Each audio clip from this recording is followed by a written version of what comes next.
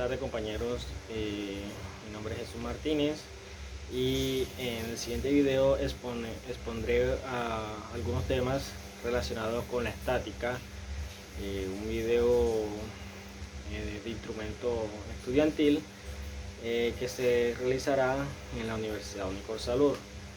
Los temas a continuación que abordaremos en el siguiente video serán vectores o propiedades de los vectores, componentes rectangulares de una fuerza, suma, resta, resultante y ángulo de la resultante, fuerza en equilibrio en dos dimensiones y el momento de una fuerza con respecto a un punto.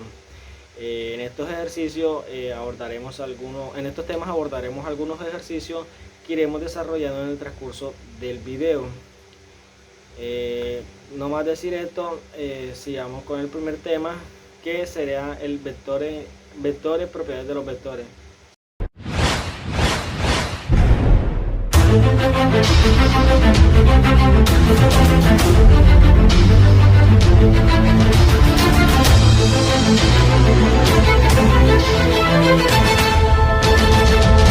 Buenas, hoy venimos a hablarle un tema sobre las propiedades de los vectores. Dicho esto es un vector, lo que podemos ver en esta línea. Existen los famosos llamados vectores de acciones y algunas de las propiedades las que les voy a comentar a continuación. Sobre todo para que un vector exista debe poseer ciertas características. Aquí vemos características de tener una magnitud, una dirección y un sentido.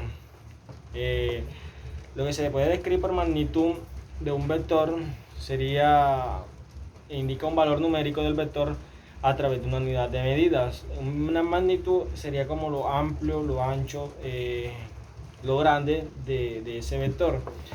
La dirección, por lo general los vectores poseen una dirección y puede ser representada mediante un plano cartesiano rectangular entre 4 cuadrantes y con la división de 90 grados. Cada uno, el lado positivo comienza a partir del lado eje X. La dirección se podría definir o expresar por medio de una flechita que muy bien conocemos. Esta es la flechita la cual nos indica la dirección, que es hacia donde apunta el vector, ya sea hacia un lado o ya sea hacia el otro lado en el que apunte esa dirección. También tenemos que contar, ya dijimos magnitud, dirección, contamos como un sentido. Para representar el sentido de un vector se le asigna una punta a la flecha que indica hacia dónde se dirige dicho vector, donde libremente puede ser hacia arriba, hacia abajo, hacia la derecha o también hacia la izquierda. Algunos autores consideran que el punto de aplicación tiene que ser una característica más del vector. Esto lo podemos considerar ya que es lógico que donde hay un vector tiene que también existir el punto de aplicación, al menos para los ejercicios que se apliquen con vectores. Hablando de todo esto, ya sabemos que un vector debe contar con una magnitud, debe contar con un sentido y debe contar con una dirección para que dicho vector exista. En la rama de la ingeniería usamos estos vectores para darle respuestas a soluciones con las que nos encontramos operando. Dicho todo esto, se puede concluir también que hay diferentes tipos de vectores. A pesar de que un vector es un vector en definición, existen algunos tipos de vectores que iremos viendo a través de este video, pero que es necesario mencionarlo para entender mucho mejor el tema. Están los vectores coplanares, que los vectores coplanares son aquellos vectores que están sobre el mismo plano en dos ejes, o sea, algo así, que se encuentran en el mismo eje y tienen una dirección igual, idéntica. Todos están sobre el mismo eje y cuentan con una misma dirección. Están también los vectores no coplanares, que como su nombre lo dice, los vectores no coplanares son aquellos vectores que no son o no están en el mismo plano, tal como se ilustra a continuación, o sea que están regado por todas partes. Esto podríamos decir que son vectores coplanares y vectores no coplanares. Estos vectores indican una dirección hacia acá, el otro hacia acá, el otro hacia abajo, y estos dos tienen la misma dirección, en el mismo sentido y apuntan hacia el mismo lado. También se encuentran lo que podemos llamar como vectores libres, que son aquellos que no poseen un punto de aplicación en particular, o sea que son algo parecido a los vectores no coplanares, pero no apuntan a una dirección en específico, sino que están más arbitrarios que los vectores no coplanares. Los vectores colineales también, que son aquellos que se encuentran en la misma dirección o la línea de acción, tal como se ilustra así a continuación. Estos vectores son muy concurridos porque son algo parecido a un paralelograma, o sea, puede que los vectores sean así, o también podrían ser en una sola dirección, pero tienen un mismo sentido y tienen una misma dirección. Esa es la característica de esos vectores. Se encuentran también los vectores concurrentes o los famosos vectores angulares. ¿Qué son los vectores concurrentes? Son aquellos que se cruzan en algún punto sobre la misma dirección o línea de acción, y se asume también el nombre de vectores angulares, que son aquellos que forman un ángulo entre ellos, tal como se ilustra a continuación. Estos vectores angulares son los que prácticamente utilizan los ingenieros o lo que utilizamos en la materia de física o materia de estática, que pueden formar un ángulo. Poseen direcciones contrarias, pero tienen la característica de poder formar un ángulo. Si el autor lo desea, podría formar un ángulo y realizar problemáticas con eso. Hablando un poco sobre las propiedades de los vectores, voy a cortar un momento el video para hacerlo más corto. Bueno, hablando más sobre los vectores, existen ciertas propiedades que caracterizan a este, que con esto podemos resolver situaciones diferentes o operaciones diferentes. Están la igualdad de vectores, que se dicen que dos vectores son iguales siempre y cuando su magnitud y su dirección también sean iguales. En este caso, el dibujo no se alcanza a ver bien, pero en un plano cartesiano hay cuatro vectores inclinados hacia una misma dirección y una misma magnitud. Lo que nos asegura que, o sea, lo único que puede tener diferente, en lo único que nos igualan es en su punto de aplicación. Pero de resto, esos vectores son iguales y se podría decir que es una igualación de vectores. También está la suma de vectores, que solamente se pueden sumar dos o más vectores si tienen la misma medida, es decir, fuerza con fuerza, aceleración con aceleración, etc. Pero no se pueden sumar un vector de desplazamiento con un vector de fuerza. Así también las magnitudes escalares no se pueden sumar si no tienen las mismas unidades. En el siguiente video veremos cómo sumar los vectores de manera algebraica. Por ahora, por ejemplo, en la suma de vectores deben de tener una dirección que se encuentre con otra y la suma sería A más B. Existe también la recta de vectores o llamada negativo de un vector. Este es todo lo contrario de la suma del vector, porque dice que un vector es negativo si este tiene la misma magnitud y dirección, pero su sentido es contrario. En este caso, las dos direcciones son diferentes, pero el sentido en el que se encuentra el tercer vector, la tercera línea, es diferente a los dos vectores anteriores. O sea, ahí sería A menos B. También está la ley conmutativa de la adición de vectores. Al momento de sumar los vectores, no importa de qué forma se sumen, la resultante de dicha adición no altera el resultado.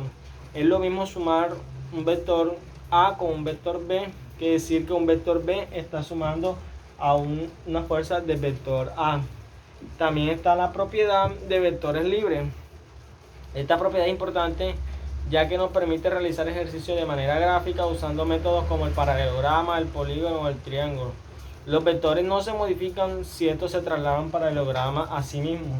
O sea, trazar una línea y coger ese vector y desplazarlo a otro lado, dicen que no se altera ni nada, y ahí se aplica la propiedad de vectores libres. Buenas tardes. Hoy venimos a hablarle un tema acerca del equilibrio en dos dimensiones. Siguiendo con el transcurso del video que llevamos, el video anterior tratamos sobre la suma de vectores y las propiedades de los vectores. En este tema quiero hablarle y hacer énfasis en el equilibrio en dos dimensiones. Bueno, para hacer énfasis, el estudio de la mecánica de cuerpos rígidos se puede dividir en tres secciones principales, que son la estática, que como definición o finalidad es la parte de la mecánica que estudia las leyes de equilibrio de los cuerpos.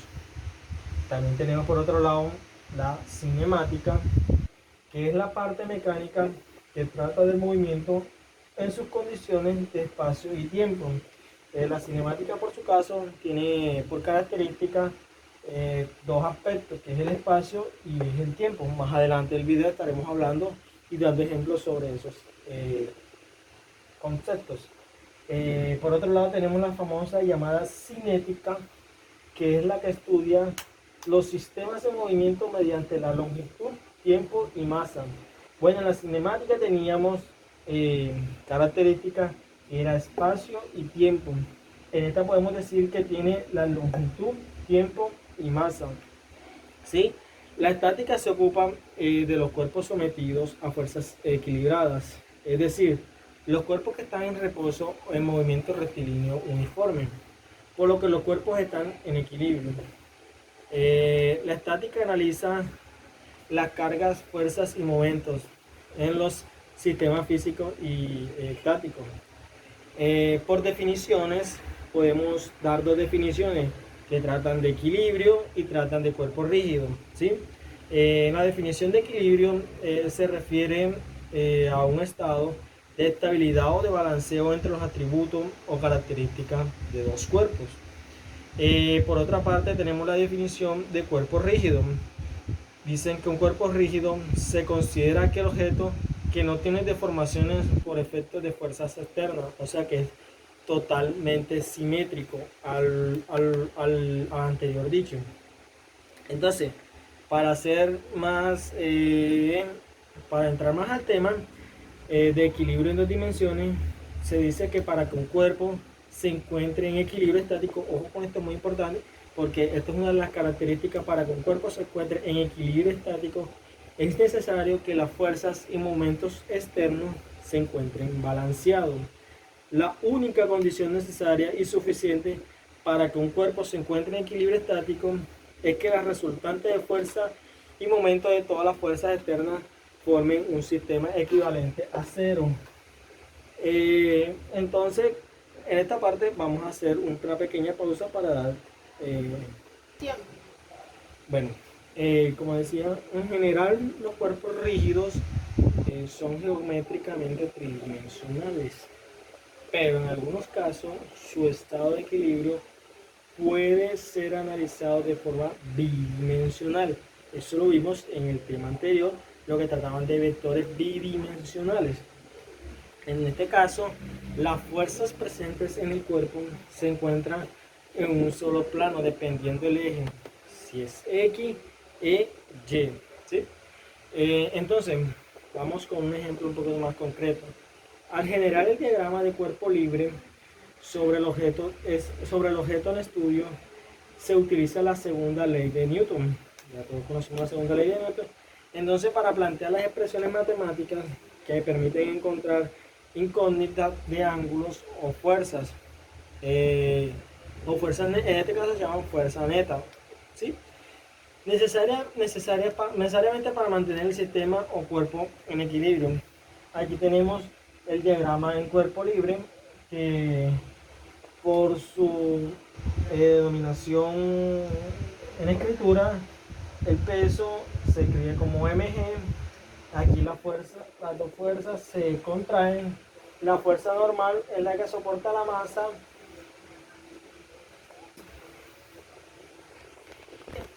Bueno, como ya se dijo, un cuerpo está en equilibrio cuando el sistema de fuerzas se puede reducir a un sistema equivalente nulo o neto. O sea, la sumatoria de fuerza en cero, como se analiza aquí, ese sería para este concepto. En problemas bidimensionales, las ecuaciones se reducen a tres números que corresponden a los grados de libertad de un movimiento plano, 2 de traslación y 1 de rotación. O sea, 2 de traslación y 1 de rotación.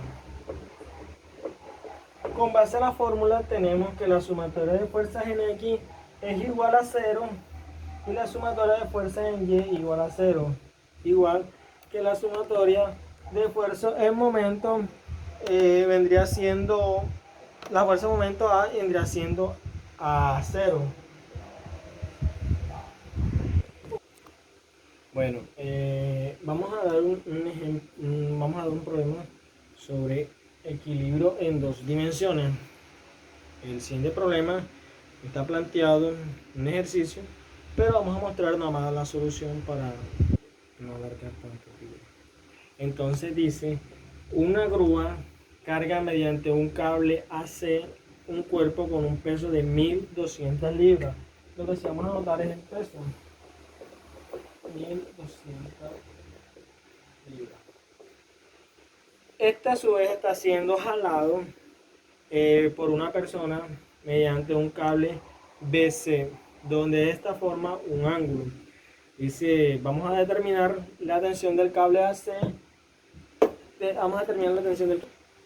Bueno, aquí pudimos dibujar hacia dónde se refería el ejercicio.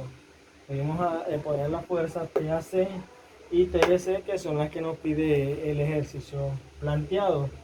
Ya determinamos los ángulos y vamos a pasar a resolver el ejercicio.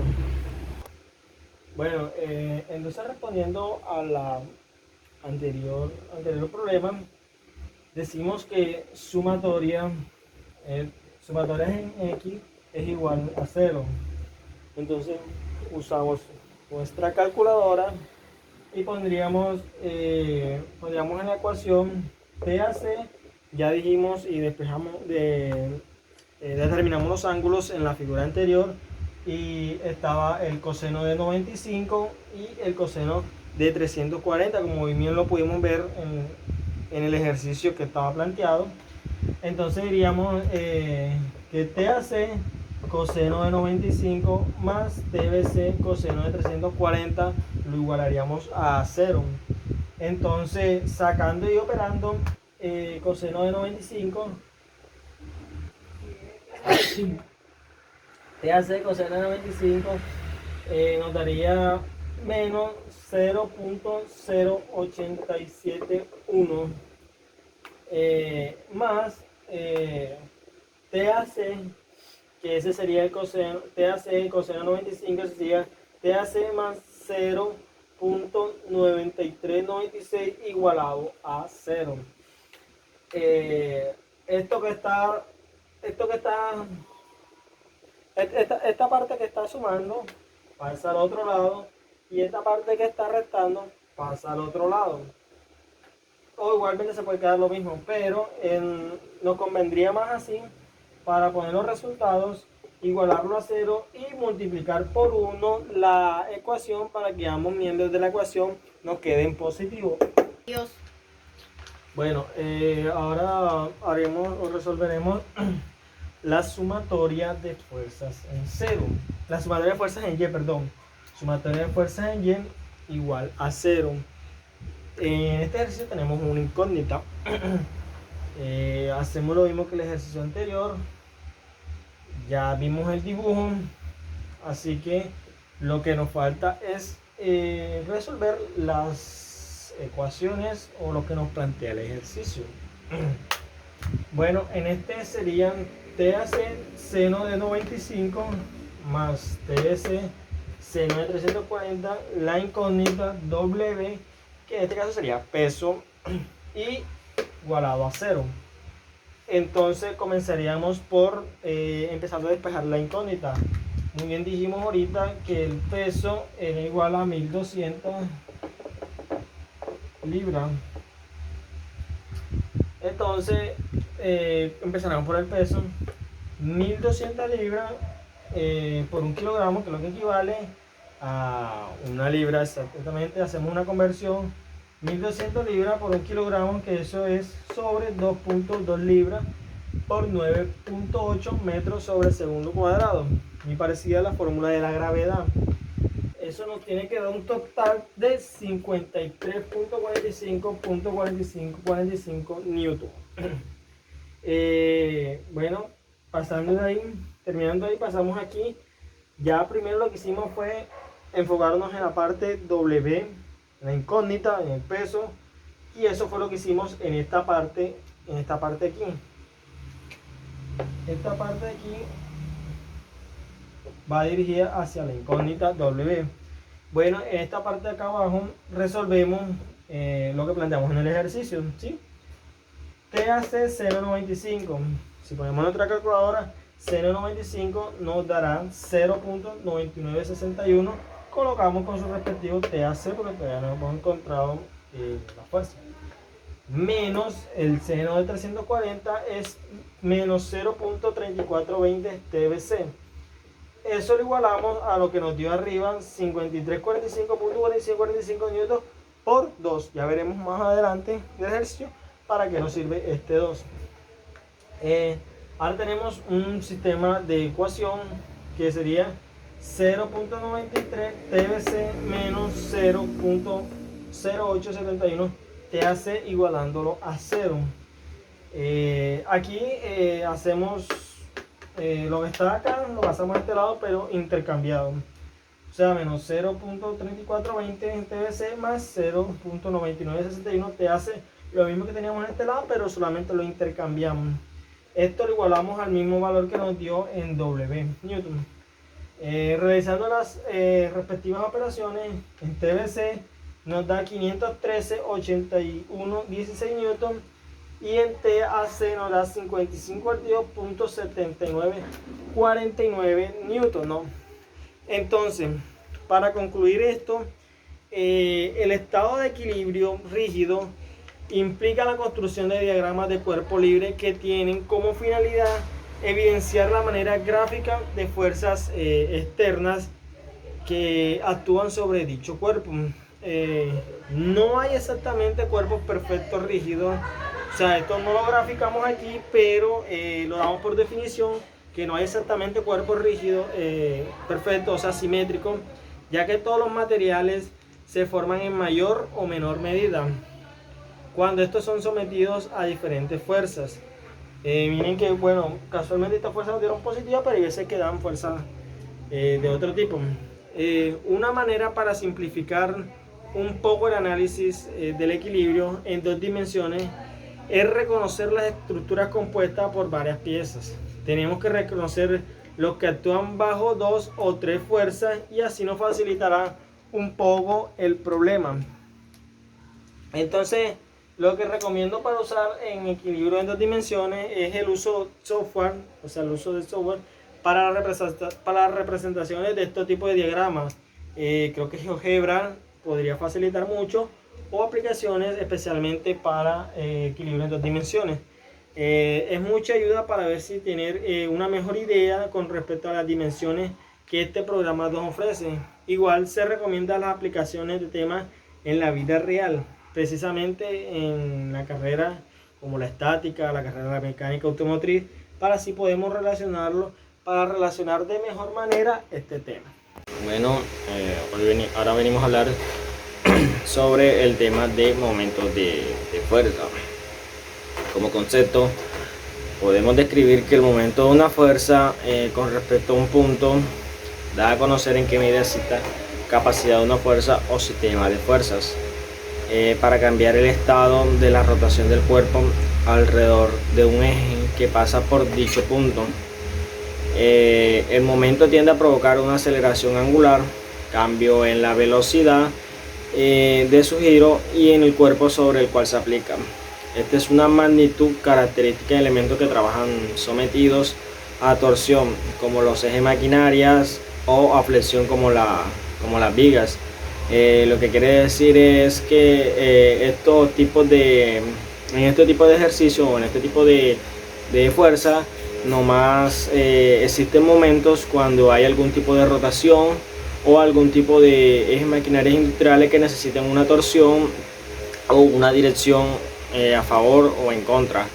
Se denomina momento de una fuerza a un punto al producto vectorial del vector posición R de la fuerza por el vector de una fuerza F, ¿sí? Entonces describimos el momento de una fuerza respecto a un punto dada una magnitud vectorial obtenida como un producto vectorial del vector del vector de posición del punto de aplicación. En este caso, si hay aplicación, como los vectores bidimensionales, en este caso también se aplica un punto de aplicación de la fuerza respecto al punto al cual toma el momento. También se denomina momento dinámico o sencillamente un momento. Se puede llamar por diferentes nombres. Ocasionalmente recibe el nombre siempre de torque a este tipo de reacciones que toma la fuerza.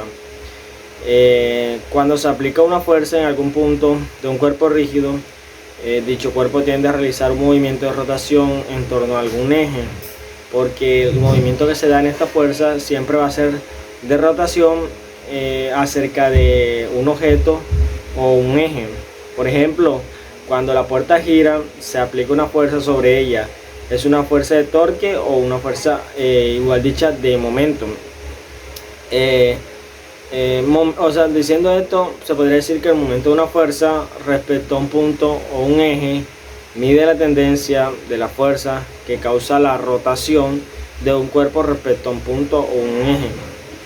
Torque tendría una tendencia a rotar causada por F de X o momento en cero, ¿sí? Entonces, para plantear las fórmulas de este problema, se aplica una sola fuerza en forma perpendicular a un objeto. En el caso cuando se aplica solamente una fuerza, el momento de torsión se calcula con la siguiente fórmula, que es M igual a F por R. Dicho esto, M igual a F por R, donde M es justamente el momento de torsión o torque en newton, metro o joules. F vendría siendo la fuerza aplicada al objeto en newton. R es el brazo de palanca o longitud al punto de la fuerza respecto al punto. Esto dicho en unidades de metro. O sea, este vendría siendo el punto de aplicación. Cuando la fuerza que se aplica en cierto ángulo, el momento de torsión se calcula con la siguiente fórmula. Ya vimos que aquella era cuando era solamente una fuerza, pero cuando una fuerza que se aplica en un ángulo, ya poniéndolo en ángulos, la fórmula sería M igual a F por R seno de teta, donde el seno es la componente de la fuerza que tendería a girar el objeto, ¿sí? Bueno, entonces cuando sobre un cuerpo actúan fuerzas que no tienen una línea de acción común, quizás no se muevan ni a la derecha ni a la izquierda, tampoco hacia abajo o hacia arriba, pero puede seguir este girando, ¿sí? La línea de acción de una fuerza es una línea imaginaria. Cuando las líneas de acción de la fuerza no se interceptan en un mismo punto, puede haber rotación respecto a un punto llamado eje de rotación.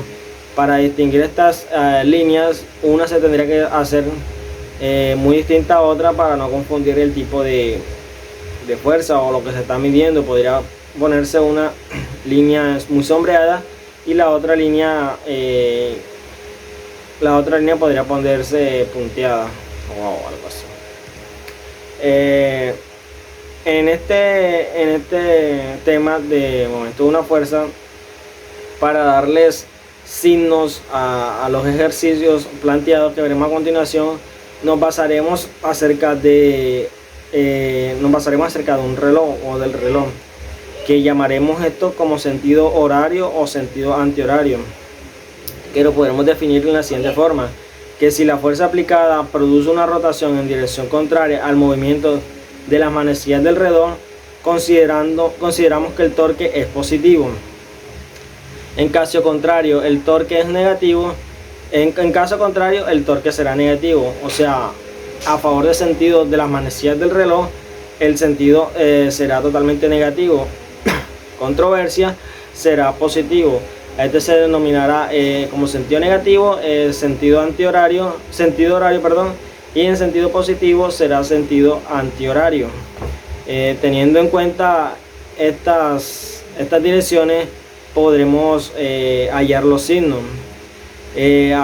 Hablando un poco de unidades en las que se pueden resolver estas ecuaciones, o unidades de magnitud del momento, son el producto de la fuerza multiplicada por la distancia, o sea, newtons por metro, o igualmente se podría decir libras por pies.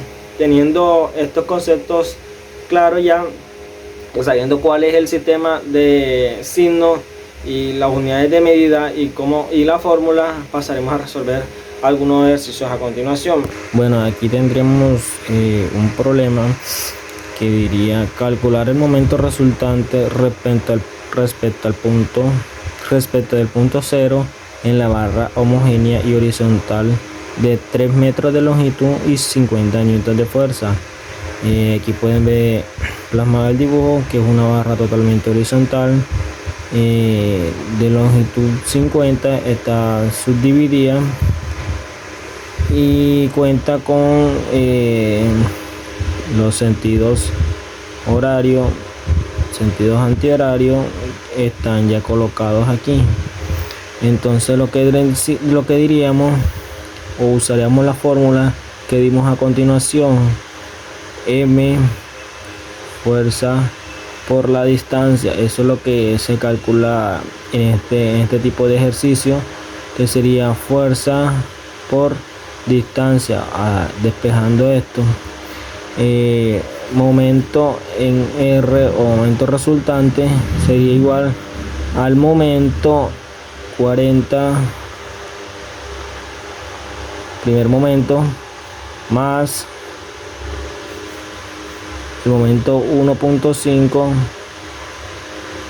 la distancia sería 50, más el momento 2 elevado a 20, más el momento aquí 10, momento en 0. Bueno, teniendo estas ecuaciones, ya si el momento en R, momento 1, momento 1.5, momento 2 y el momento 0, lo que haríamos fuera solamente reemplazar. Entonces lo que colocaríamos sería momento en R, que sería igual a tendríamos que reemplazar, sería menos 40 por 1. Lo que está dividiendo pasa a multiplicar, en este caso menos 50 por 1.5, ¿verdad? Que fue lo que nos dio aquí 1.5 en este momento. Seguimos con el reemplazo, sería más 20 por 2 igual a más 0, porque decimos que aquí hay momento de 10 sobre 0 y esta división está indeterminada, y ya soltaríamos ese paso y colocaríamos directamente en 0. Entonces momento resultante es igual, hacemos las respectivas operaciones y eso nos quedaría aquí menos 40, aquí 50, menos 75 y aquí 20 más 40. ¿Sí? Entonces concluiríamos concluimos que el momento resultante con respecto a cero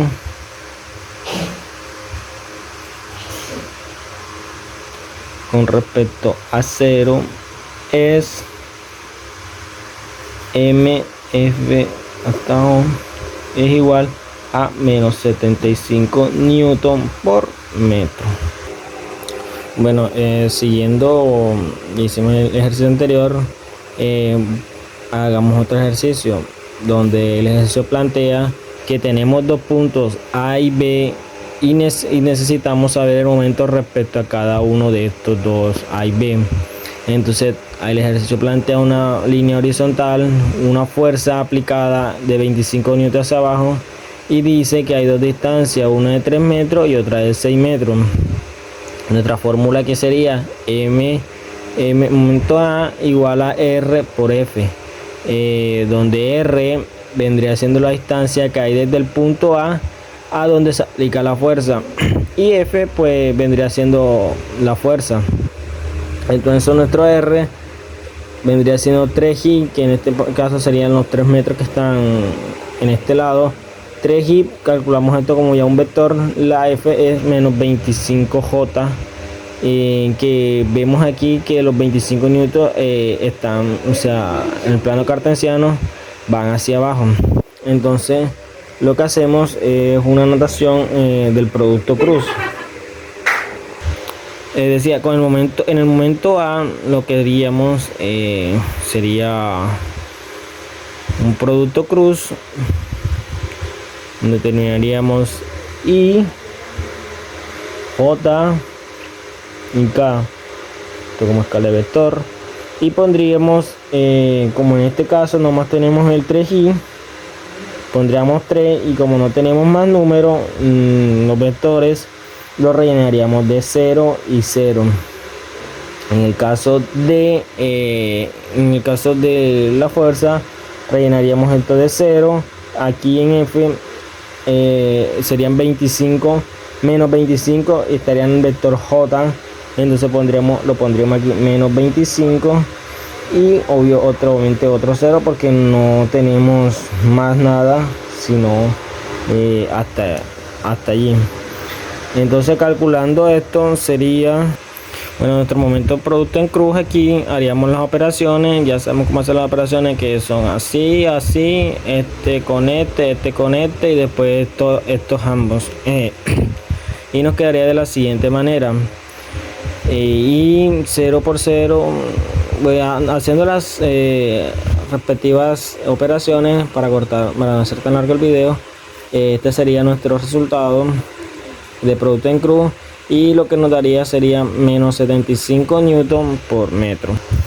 Bueno, ya teniendo nuestro resultado de momento en A, hacemos la misma operación pero ahora en momento en B. Si muy bien lo decíamos en el ejercicio anterior, teníamos dos distancias, una de 3 metros y otra de 6 metros, que aquí es donde la aplicamos. La distancia de menos 6i, porque se dirige hacia el lado negativo en el plano cartesiano, y nuestra fuerza seguiría siendo menos 25J, obviamente negativa porque se dirige en el plano cartesiano hacia abajo. Notaríamos esto en el producto cruz, donde nuestro I sería menos 6, J, como no hay más nada, se pondría 0. Igualmente en la fuerza sería 0 menos 25 en J, porque está aquí la notación en J del vector, y 0 del otro lado. Teniendo esto, hacemos la misma operación que está en este lugar. Ya volvemos. Resolviendo el sistema de ecuaciones de producto en cruz, aquí nos daría 0 en I, 0 en J, y en K nos vendría dando 150 newton por metro. Bueno, teniendo ya este resultado, en nuestro momento en B y nuestro momento en A, podríamos deducir que nuestro momento en A es de menos 75 newton por metro, y nuestro momento en B sería 150 newton por metro. Sería todo por ese tema. Bueno, en esta parte del video hablaremos sobre las componentes rectangulares de una fuerza, suma, resta, resultante y un ángulo de la resultante. Los vectores, como sabemos, poseen magnitud, dirección y sentido. Se representan gráficamente mediante una flecha cuya longitud depende de la magnitud y de la escala utilizada o sentido de inclinación. Para representar esta, la escala más conveniente será aquella que nos permita dibujar cómodamente los vectores en el espacio de papel disponible. Para sumarlo gráficamente podemos utilizar el método del triángulo, el método del polígono o el método del paralelograma, ¿sí? El método gráfico, vamos a definir el método gráfico del triángulo. Este se utiliza cuando se requieren sumar solamente dos vectores. Para ello generalmente se toma como referencia el plano cartesiano, que ya lo conocemos, X y Y. Se selecciona la escala más adecuada para representarlo. Y se dibuja obviamente un vector a continuación del otro, o sea, muy seguido de los dos, auxiliándose de una regla graduada o una ¿cómo se llama? O una escuadra, y de un transportador. El vector suma o vector resultante está representado entonces por la flecha que une el origen del primer vector con el extremo terminal del segundo. Casi igual a lo que hablábamos que el primer tema de los vectores, que los vectores contienen una cabeza y una cola, entonces sería el punto terminal menos el punto inicial. Utilizando estas escalas definidas en un inicio del ángulo, se mide con el transportador desde el eje positivo de las X y en la dirección contraria de las manecillas del reloj, o lo que llamaríamos sentido levógiro, o más bien negativo, ¿sí? Ese sería para el método del triángulo. Entonces el método gráfico del polígono, en definición a se diría que se utiliza para sumar más de dos vectores y de la misma manera que el método del triángulo. Se selecciona una escala y se trazan los vectores en el plano cartesiano. X y Y, como siempre va eso, si en el plano cartesiano, a menos que haya en R3. Entonces a continuación, a continuación del otro, o sea, tienen que ir seguidos igualmente, sin importar cuál sea colocado en primer lugar. El vector suma o vector resultante será aquel que une el extremo inicial del primer vector con la punta del último. Medimos la longitud del ángulo y determinamos la magnitud de la escala utilizada. Entonces la suma de dos vectores por método, o sea, hay varios métodos, y vamos a decir uno sobre la suma de vectores por método analítico. Los métodos gráficos se aproximan al valor de la resultante de un sistema de vectores, pero nos permite comprender y tener presente la manera como se suman los vectores. Cuando es impredecible conocer el valor exacto de la resultante de un sistema de dos o más vectores, entonces se hace necesario recurrir a los métodos analíticos del triángulo, del paralelograma o de la componente rectangular. En el método analítico del triángulo consiste en trazar los vectores de manera similar al método gráfico, con la diferencia que la magnitud y dirección del vector resultante se calculan haciendo uso de la ley de cosenos y la ley de seno, como bien lo sabemos, ya eso es para otro tema. Para el caso analítico del método analítico del paralelograma, se dibujan los vectores de la misma manera que se hizo por el método gráfico, y las características del vector el vector de suma se determina mediante el uso de las leyes de seno y coseno. El método de las componentes rectangulares, este es un método analítico usado para cualquier número de vectores. Los vectores se trazan en el plano cartesiano de acuerdo a su magnitud y su dirección. Podría estar trazado en un eje en el plano cartesiano, y podríamos colocar un ángulo de 30 grados. Y lo definiríamos como un ángulo A del coseno de 30 grados, entonces la parte de la hipotenusa vendría siendo como parte A y trasladaríamos o descompondríamos ese vector o ese ángulo en dos secciones, en AX, que sería la parte A coseno, y AY, que sería la parte A seno de estas componentes para descomponer un ángulo. Por último, recordando esos métodos gráficos y analíticos para sumar vectores, las mejores condiciones para abordar los temas de estática, de física, electromagnetismo, involucran operaciones con vectores de manera fundamental. En el caso de la estática, resulta importante subrayar que el estudio de métodos gráficos para sumar vectores es de especial interés porque habilita para entender cómo se suman los vectores, poder hacer un planteamiento más adecuado de las situaciones que involucran vectores y estar así en condiciones de juzgar los resultados obtenidos. Cuando se trata de tres vectores, se debe utilizar el método de componentes rectangulares, lo cual demanda un buen conocimiento, las funciones trigonométricas para ángulos de cualquier medida, los ángulos de las cuadrantales, tener en cuenta los signos de las funciones trigonométricas a cualquier cuadrante, así como el concepto de ángulos de referencia. Para concluir estos temas, ya en cierre del video, espero que haya quedado todo muy bien explicado acerca de los temas de vectores, las propiedades de los vectores, fuerza de equilibrio en dos dimensiones, momento de una fuerza con respecto a un punto. Espero que haya quedado muy claro y haya aclarado muchas dudas con los ejercicios planteados en el transcurso del video. Espero que les sirva de mucha utilidad. No más decir esto, me despido. Muchas gracias por su atención.